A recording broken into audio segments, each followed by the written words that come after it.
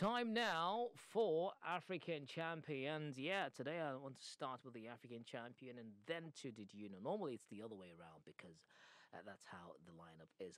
But there's a bit of connection. As a matter of fact, there is a connection because we're talking about the same person, but they've got different things that I really need to mention at different segments. So yes, African champions is next. Don't go away. African champions. African champions. African champions. African champions. James Barnor from Ghana is our African champion. You be champion. Now, James Barnor is a master photographer ranging from fashion to photojournalism, portraiture, and images of the African diaspora. Now, his career spans 6 decades. Wow.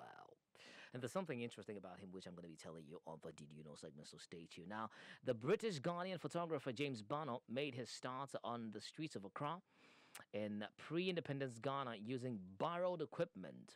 By 1953, he had started his own studio called Ever Young in the Jamestown area of Accra. Now, this is one of the suburbs of Accra, capital of our base, Ghana, which was visited by civil servants, dignitaries, artists, and newlyweds.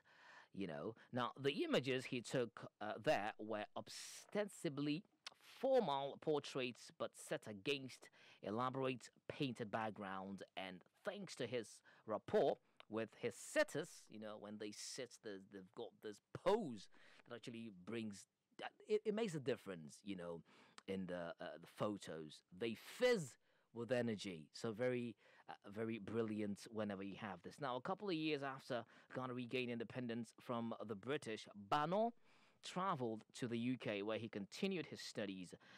He first studied color photography in 1960 on a course at Rochester College of Arts in Kent.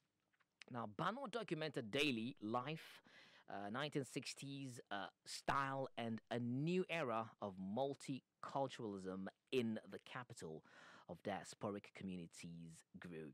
As diasporic communities grew. Now, he worked on various magazine assignments, including photographing models and musicians for South African magazine titled The Drum. Now, during his time in England, he worked in a factory alongside taking photography, evening classes, and lessons in color processing. Upon returning to Accra again in 1969, he set up X23. Now, that happened to be the first color photography studio and processing lab in the country. That's huge. Now, the photographer returned to London in the mid-1990s, where he has remained since, but it wasn't until 2007 that he would have his first exhibition, held at the Black Cultural Archives in London. Now, several years later, a meeting with 2 curators and further exhibitions marked the beginning of the wider interest in his life's work.